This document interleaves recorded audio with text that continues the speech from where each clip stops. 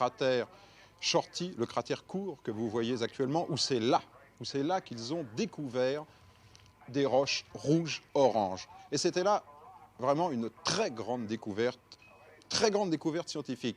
Il faut vous dire que Cernan est un géologue, que Cernan a entraîné jusqu'à présent tous les équipages d'Apollo, et pour lui c'était la récompense ultime. Alors inutile de vous dire que sur la Lune, il a mis les bouchées doubles.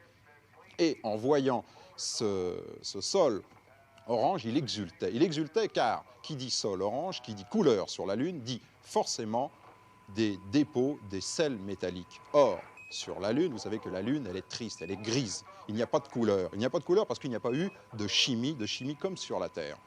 Ça signifie donc que sur la Lune, il y a une chimie, et pour y avoir une chimie, il a fallu qu'il y ait de l'oxygène et qu'il y ait de l'eau. D'où peut provenir cet oxygène et cette eau? Eh bien, simplement de fumerolles qui provenaient de volcans. D'où l'intérêt de cette découverte que vous comprenez maintenant.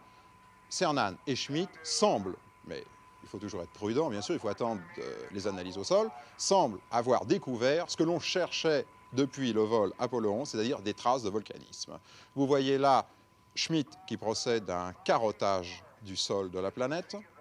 Vous savez, et je vous l'ai expliqué hier, qu'à l'aide d'un carottage de la planète avec Apollo 15, on avait mis en évidence dans la poussière de la Lune, on avait mis en évidence que le Soleil se déplaçait dans la galaxie, qu'il passait d'un bras à l'autre de notre galaxie en 200 millions d'années. Et regardez ces images, elles resteront inoubliables.